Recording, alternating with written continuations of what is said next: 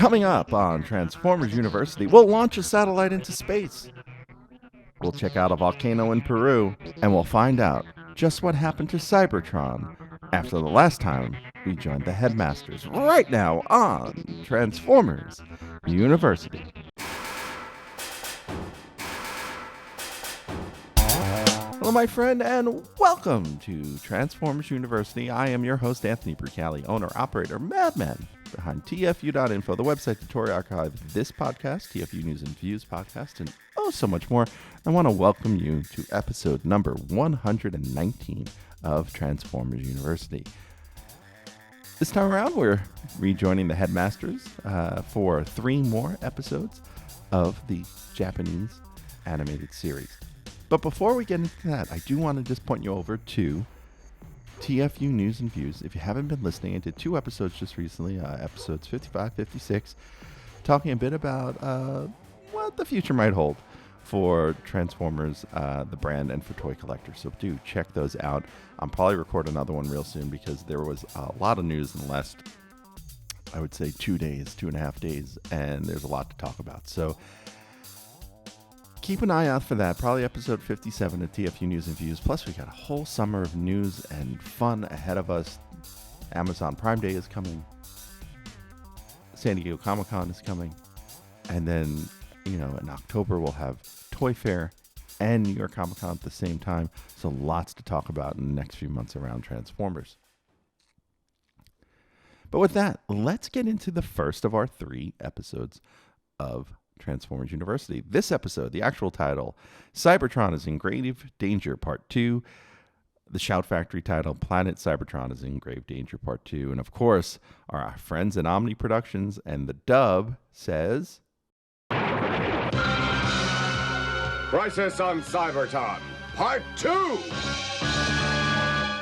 That is a very emphatic Part 2. But not without warrant, because last time we were on Cybertron, the Decepticons were hatching a plan to blow up the entire planet.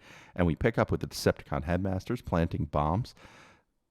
Zarek, or Scorponok, as he's called in the dub, reminds Mindwipe, Skullcruncher, and Weirdwolf for the need for secrecy.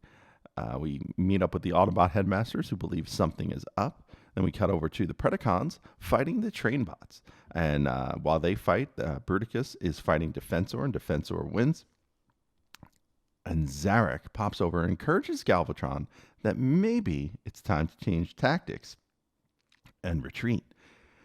At Exposition Base, the Autobots, they have other plans. Right now, our best bet is to concentrate our forces and give them a final blow. Oh my. But we also find out that Rodimus and the Autobots have found a way of extracting that new metal from the Cybertron ore. On Cybertron, Stunticons and Aerobots, they fire guns at each other, so the battle rages on Cybertron. And Chrome Dome, out searching, finds Mindwipe and Weirdwolf. Follows them to finding Skullcruncher. We find out that Mindwipe has 30 cycles as he enters the Vector Sigma chamber, and he is going in there to set the bombs. Chrome Dome needs to warn the other Autobots and uses telepathy to do so. And we've seen this before, but now we get an explanation via our narrator. The technique Chrome Dome is using to communicate with his troops is a technique that he learned during a battle with the Decepticons on Planet Master. Only the Autobots can communicate telepathically. This is an emergency!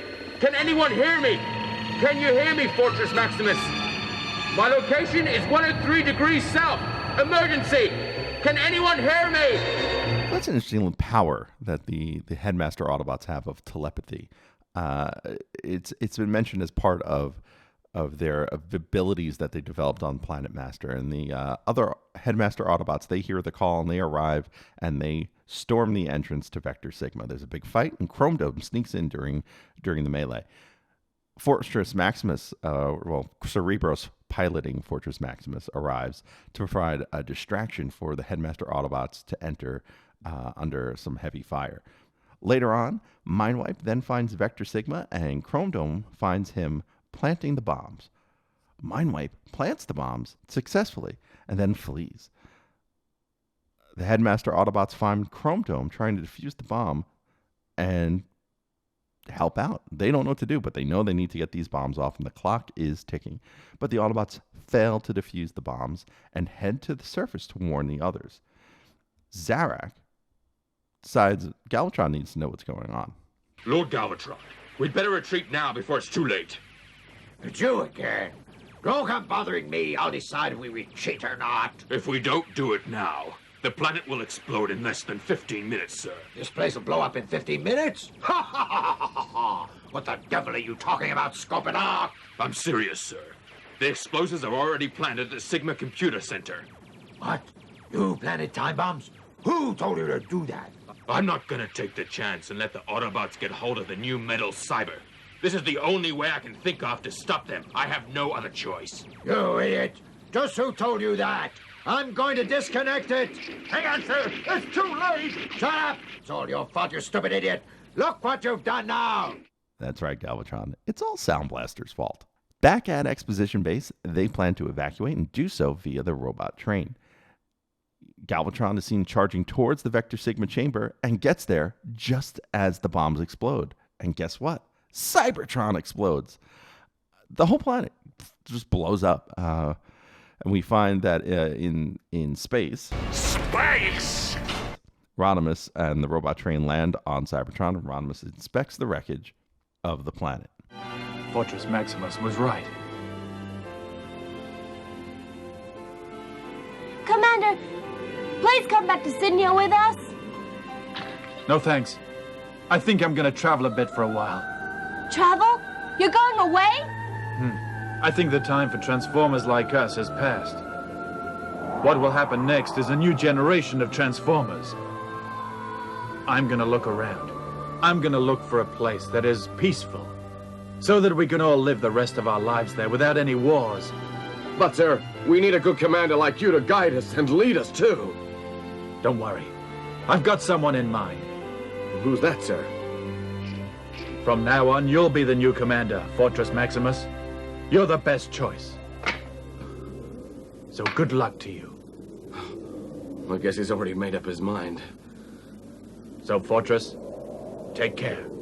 I'll see you all again soon. So, yeah, this is a good point to pause before we continue the story. One, Cybertron exploding is kind of like the most memorable and long-lasting effect from the Headmasters series. I feel like that's something people who haven't watched the series eventually find out about, whether they watch it or not. And so Cybertron's blown up. It's there, but it's like half a planet, if that. The other thing, Rodimus going off to kind of like find himself becomes a theme for Rodimuses in the future.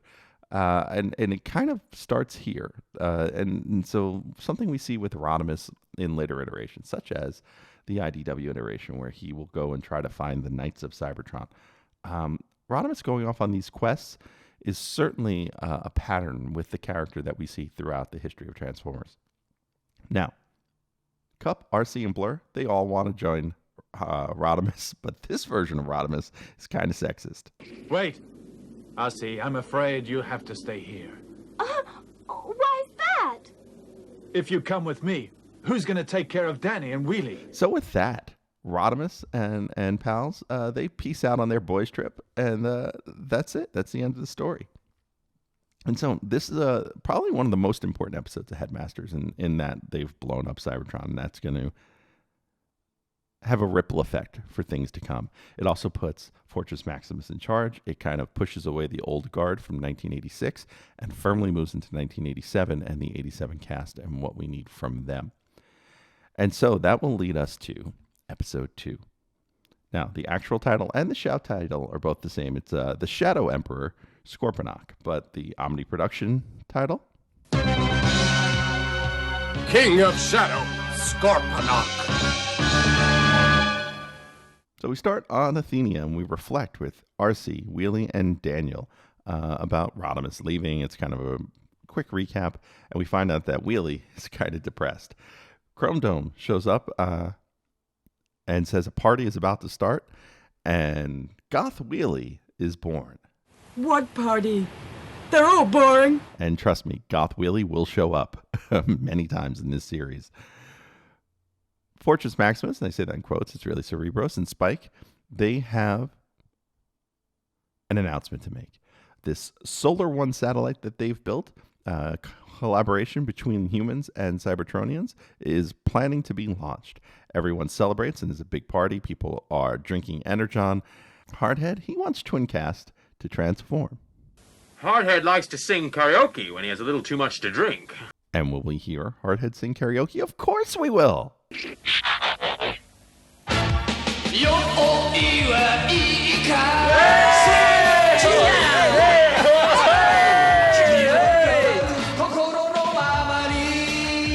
And if you recognize that song, it is the Headmasters closing theme from the series. We've talked about these songs in previous episodes. Chrome Dome in the party decides he's going to ask RC to dance. And I think I'm going to turn this into a GIF or GIF, however you say it, and put it up on Twitter. Because look, Rodimus is gone. Springer's gone. Chrome Dome's making his move. Elsewhere, the Decepticons are wondering what happened to Galvatron.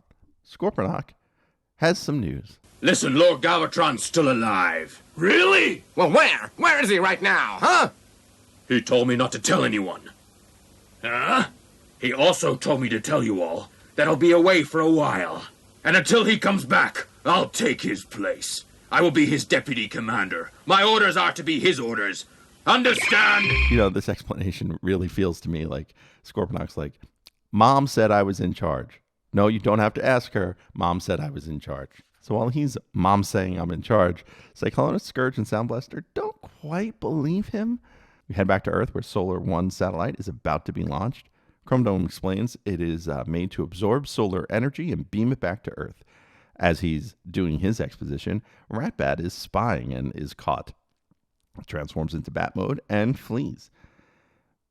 Back on Cybertron, Cyclonus and Scourge, they feel Sound Blaster is kissing up by using Ratbat to spy. And they feel they need to get a head start ahead of Sound Blaster to get in Zarek, Scorponok, whatever you want to call him, his favor. So they recruit the Predacons to destroy Solar One. The Decepticons, they arrive at the launch site, and Raiden fights Predaking, and the Headmaster Autobots fight and stop Cyclonus and Scourge. Predaking defeats Raiden and heads to the rocket, but the Headmaster Autobots and then Raiden, after he pulls himself up, stop Predaking from destroying the rocket. The rocket launches, and the Decepticons flee. Now, I'm not quite sure, but why don't the Decepticons just destroy this thing while it's in space? Space! Well, Chrome Dome actually has answers for that at a press conference. Mr. Chrome Dome, we are very pleased that the launch has been a complete success. But aren't you still worried that the Decepticons may try to sabotage it? That's possible. But we're going to do whatever we have to protect Solar One, because it is the symbol of friendship and cooperation between Earth and Cybertron. So the Decepticon Headmasters, they plan on using Solar One to power Scorponok's body, which we still haven't seen yet, but we will see in silhouette throughout this episode. At the launch base, Six-Shot attacks while the Decepticons move in space towards Solar One in order to steal it. And they do so successfully. Now, Cerebros needs to calculate the course of Solar One and actually uses the Fortress Maximus body and computer that is inside. And the weird thing here is that the computer inside of Fortress Maximus is like a computer mainframe, but it has the Fortress Maximus robot head smashed on top of it in completely different colors in the computer. Like, that's totally his head sitting there. It's very weird piece of animation. Now, Solar One is floating around a cloud of gas in space. We find out that cloud of gas is hiding what is referred to as Planet Zarek. This is a small planet where the Decepticons are building their new base. We find out that the Headmaster Autobots have figured out these coordinates, XY0878, and they are on their way there. They get there and they get attacked by Weirdwolf. Solar One is transferring power into the gas cloud. The Headmasters continue to fight, and they win. The Autobots win, and they figure out that the cloud is a new Decepticon base. Chrome Dome had promised to return Solar One to Earth, but they can't move it because they find out via the Decepticons if they move Solar One and try to take it back, it will explode. So Chrome Dome has a new plan. Okay. If we can't get it back, then we might as well blow it up. So the Autobots, they set charges and they blow up Solar 1. And that destruction removes the cloud of gas from planet Zarak and reveals the Decepticon base. And we hear giggling sounds of a shadow robot. I wonder who it could be. As for the Autobots, Everyone is now looking forward to the launch of Solar 2. all right, so we need titles for Solar 2. Solar 2, the sequel. Solar 2, Electric Boogaloo. Solar 2 Sunny in Philadelphia. I'd feel free to come up with your own. On the Decepticon base, that shadowy robot continues to laugh, and that's where we end. Now, this episode, again, the plot is moving along fairly slowly, and this is no exception. So instead of, say, getting the Scorponok reveal, we get an almost Scorponok reveal, and we find out how they're going to power his body. But that's it. That's all we get. And we get a lot of fighting. This one is a good one overall.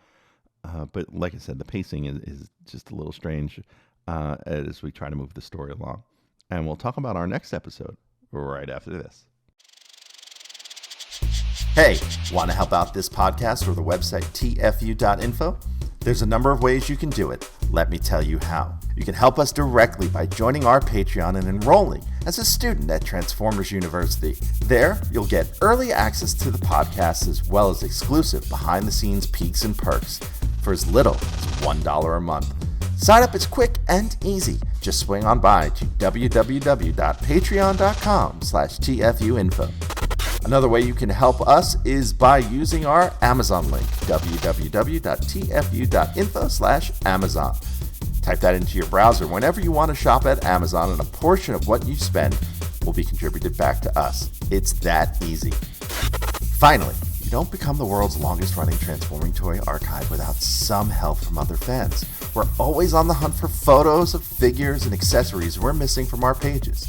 If you'd like to contribute, go to tfu.info/help for a list of what we need, or send an email to info@tfu.info. tfu.info, the Alpha Trion and Omega Prime of transforming toys. Now, back to the show. And speaking of pacing, just weird placement of an episode. Episode 12 is called The Dormant Volcano Mysteriously Erupts. That is also the Shout Factory title. And the Omni Productions title is The Dormant Volcano Erupts Again. I don't have the sound for that, otherwise I would have played it. But both titles are terribly bad. Let's start with the actual title. The Dormant Volcano Mysteriously Erupts. Mysteriously? That's what volcanoes do. They do either erupt or not erupt. There's no mystery around it at all.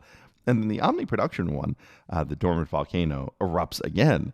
If it was dormant, then erupting again wouldn't really happen. It would either erupt or not erupt.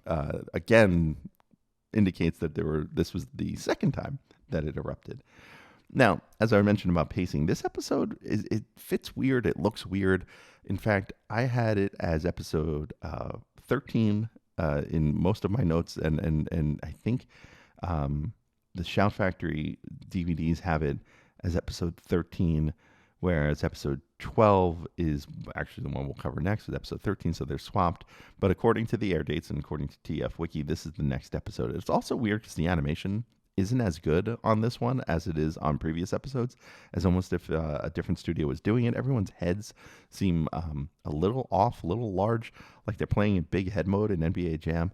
So it's certainly a strangely animated episode. Of course, the other thing is that this episode feels like, for the most part, it could have taken place much sooner in the sequence of things, because nothing really happens out of this episode that affects the overall storyline. So with the exception of one little bit, most of this episode you could pull out and never see again. And your experience of the series would not be any different. But let's experience the episode anyway. It starts with tremors in the Andes Mountains in Peru. So we meet Papiro, or as he's called in the Omni Productions version, Bobby, a Peruvian boy with a donkey named Kuro, or as we find out in the dub version, he's called Hugo. He also has a sister who also has a donkey that's older, and they are in Peru, and an earthquake happens. At Exposition Base, the Autobots are studying the gas planet that we saw last episode, Planet Zarak, and Twincast and Ramhorn send Steeljaw to investigate. On the planet Cha'ar, Zarak plans with Sixshot, and the work continues on this giant robot in Planet Zarak. We see the building of the giant robot, and we find that Octane is working there as a slave driver, essentially, with the beast formers that we met a few episodes before, as the slaves building the robot. Back in Peru, a volcano erupts, and the Autobots head there. And we find out that this is all part of Sixshot's plan. The Predacons attack the Autobots, and the train bots undertake the fight with the Predacons. The Protectobots, they head to the volcano with the villagers, and the Decepticon Headmasters arrive and defeat Defensor and the Protectobots. At Exposition Base, Ultra Magnus struggles with decisions. But if we leave here, then the base will be totally undefended, won't it? So what happens if the enemy attacks us then? But still, if we do nothing, then all the villages will die. Yes, Ultra Magnus. That's why you're making a choice. So the Headmaster Autobots and Wheelie, along with Spike and Daniel, they hop aboard the broadside airplane to help the Peruvians. Laserbeak is spying on the Autobots. The Headmaster Autobots arrive and fight the Decepticons on Earth. The Trainbots leave Predaking to help the villagers, as do Spike and company in the broadside plane, and none of them can get close to the volcano. Grimlock, there's only one way. Let's go up and ride the wind. What? Wait, I don't quite understand that from the dub. The dub also calls riding Grimlock, and instead of riding the wind, the subtitled version from Shout says they should charge over it. So they ride the wind, and they touch the midnight sun and make it to the villagers.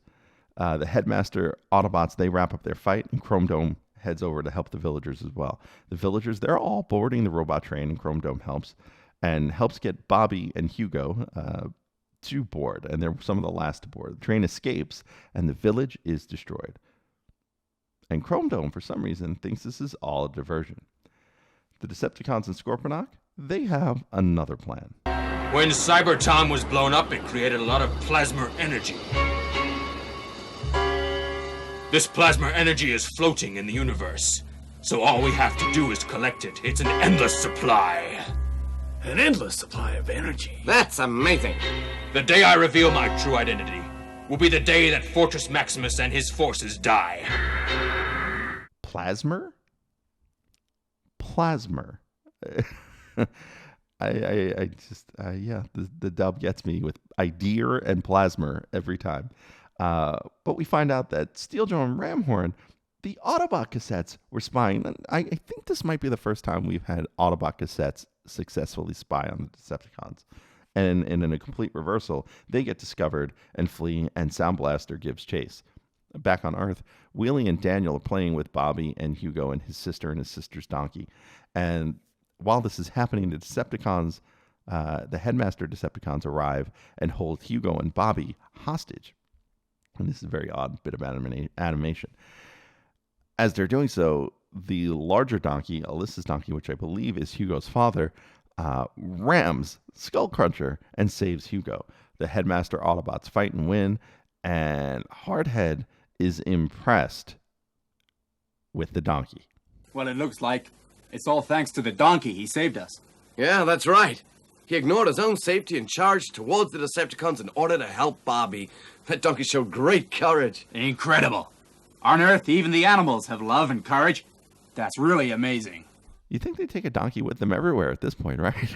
So back at Exposition Base, Twincast plays the findings of his tape buddies, and the Autobots prepare for their next adventure. So when will the King of Shadows, Scorponok, show his true face? And then what will happen? Also, where is Galvatron? And what is behind this whole mystery? What kind of an enemy are the Headmasters facing? A new crisis seems to be looming for the Autobots. one thing is for sure. The more powerful the enemy becomes, the stronger is the Autobots' determination to wipe them out. And again, the plot moving along slowly. I guess this couldn't really have occurred earlier because you have the Autobots, the Autobot cassettes spying on the Decepticon build of Scorponok. But for the most part, everything else is just a distraction. Really could have taken place in any other story, right? So again, the story arc plods along in this. This is my own personal issue with anime in general, is that the stories at the end tend to be very good, and the stories overall tend to be good, but the road there is a very slow upward climb, and that's what I feel like we're still doing here with Headmasters. But that'll wrap up these 3 episodes, and we've got a fun one next time around, something we haven't done in a while. So you want to find out what it is? Stick around. Thanks for listening to the show. Stick around to hear what's coming up next episode, but first, I want to fill you in on a few ways you can stay in touch with the show. Want to be on the show? Leave us a voicemail at 702-763-4838. That's 702-POD-4TFU. Or send an email to info@tfu.info. Be sure to catch us on Twitter at TFU_info and on Facebook and Instagram under the username TFU.INFO, all one word. Also, please subscribe to our YouTube channel, youtube.com/TFU.INFO, where we post all of our podcasts, plus special video segments, reviews, and live coverage of Transformers-related events such as New York Toy Fair and New York Comic-Con. I hope you enjoyed this episode. Please visit us at www.tfu.info, the world's longest-running transforming toy archive. And that will wrap up this edition of Transformers University. Next time on the show, we're heading back to Europe for a little bit, and we're going to talk Young Corky books. Now, if I remember correctly, we finished the Find Your Fate Junior books from the United States because there were only 6. We've done a handful of Young Corky books, but there are 2 left from '87 that they got in Europe, and we're going to talk about those. So getting text stories for some of these Headmasters characters in what is essentially a completely different universe, right? So we'll have some Western stories around some of these folks. It'll all be next time on Transformers University, and we'll cover every possible outcome of these books. They take a lot of work, but they are a lot of fun once we get into them. So until then, thank you for joining me. Thank you for being part of the show. If you're part of the Patreon, thank you so much. I love you. If you've used our Amazon links, thank you again. And please, don't forget to catch us on Twitter at TFU_info. That is where I hang out when I want to talk Transformers, modern and old. It's also where I take pictures whenever I'm opening something new and fun. So swing on by at TFU_info on Twitter. Until next time, I am your host, Anthony Brucali, owner, operator, madman behind TFU.info. See ya.